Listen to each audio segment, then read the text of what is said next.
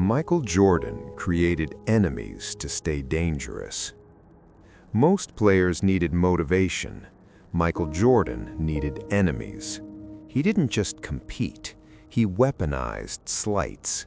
He turned imagined disrespect into rage. He built opponents out nothing because peace, for him, was weakness. When there was no war, he invented one. This isn't about greatness. This is about what greatness cost him. There's a moment that defines Jordan. Not a championship, not a shot, a conversation that never happened. 1997, the Bulls play the Wizards. A journeyman guard named LaBradford Smith has a decent game, 37 points, nothing historic, just solid. After the game, Smith walks past Jordan. Maybe he says something, maybe he doesn't. Jordan claims Smith said, "Nice game, Mike." 3 words, casual, forgettable. Jordan remembered them as war. 2 nights later, they play again. Jordan explodes, 36 points in the first half alone. He hunts Smith on every possession. He doesn't just beat him, he destroys him. After the game, Jordan walks past and says, "You remember what you said last time? Don't ever talk to Black Jesus like that." Here's the thing. Smith never said it. Reporters confirmed it. Teammates confirmed it. The comment Jordan used to humiliate Smith never existed. Jordan needed it to exist, so in his mind, it did. This wasn't random. This was design. Jordan spent his entire career building a mythology of disrespect. The most famous story is the one everyone knows. He was cut from his high school varsity team. He watched another player, Leroy Smith, make the roster instead. That rejection became his origin wound, the thing that never healed. Except he wasn't really cut. He was placed on JV because he was a sophomore. It was standard. It was reasonable. But Jordan turned it into betrayal. He carried Leroy Smith's name for decades, used it as fuel. When Jordan was inducted into the Hall of Fame, his speech should have been a celebration. Instead, it was a list, a roll call of everyone who doubted him, teammates, coaches, executives, opponents. He stood at the podium and settled scores most people didn't know existed. It was uncomfortable. It was raw. It was him. Phil Jackson once said Jordan had a unique ability to create an opponent, even when there wasn't one, even when the fight was over. Some athletes are motivated from within. They set goals. They chase excellence because they love it. They measure themselves against their own standards. Jordan wasn't wired that way. He needed an enemy. He needed someone to prove wrong. Without opposition, his engine died. So when the opposition wasn't there, he manufactured it.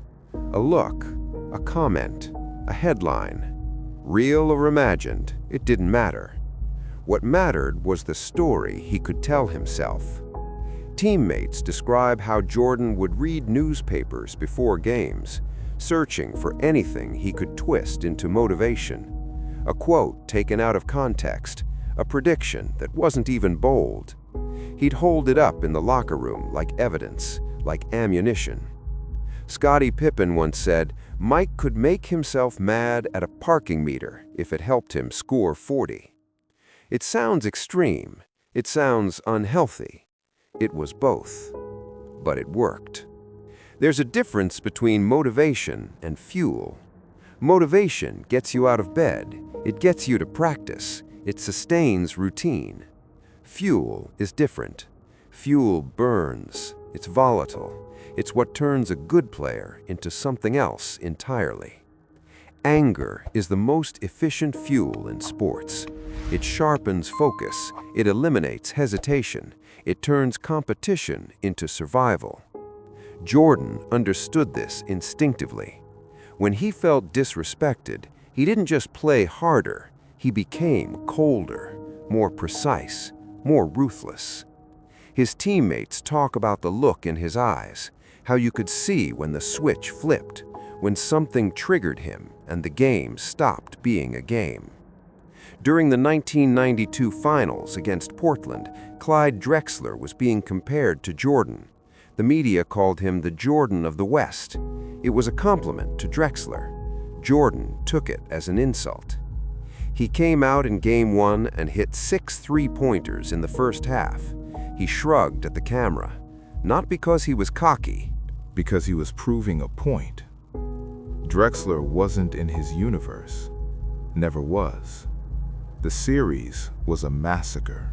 But here's where it gets dark. What happens when you train yourself to need conflict?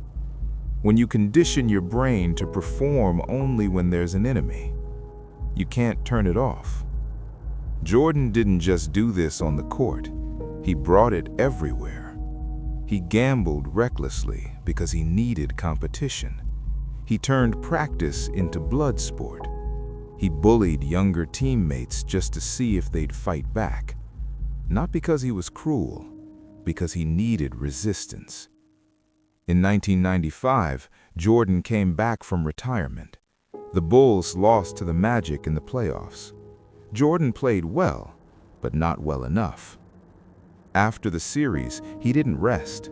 He didn't reflect. He trained obsessively.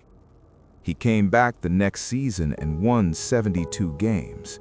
He destroyed the league because the loss gave him the enemy he needed. But when he retired for good, there was no enemy left, no fight, no fuel. And you could see it in his Hall of Fame speech, in his return to the Wizards at 40, trying to recapture something that didn't exist anymore. In interviews where he still talks about high school, about slights from 40 years ago. The mechanism that made him unstoppable couldn't be shut off. It just kept burning, even when there was nothing left to burn. There's a cost to this. There always is. Jordan won 6 championships. He's the greatest to ever do it.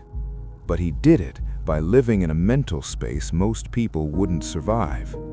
He needed to feel wronged. He needed to carry anger. He needed to believe everyone doubted him, even when they didn't. It's a form of isolation. When you convince yourself the world is against you, you can't let anyone in. You can't trust. You can't relax. You have to stay ready, stay armed.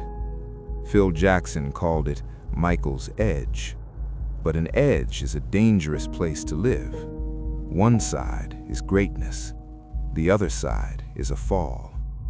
Jordan never fell, but he never left the edge either. Other athletes have tried to replicate this. Kobe studied Jordan obsessively. He adopted the mentality, the manufactured slights, the refusal to forget. And it worked, until it consumed him too. But most players can't do this. Most players need balance. They need perspective. They need to separate competition from life. Jordan never wanted that separation.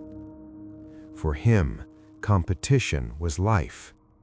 The rest was just waiting. So what do you take from this? Maybe it's this. Greatness doesn't come from one place. Some people are driven by love of the game, some by joy, some by legacy. Jordan was driven by something darker, by rejection, by anger, by the need to prove everyone wrong, even when they weren't. It made him untouchable. It also made him unreachable. He created enemies to stay dangerous. And in the end, maybe the most dangerous thing wasn't the enemies he created. It was needing them at all.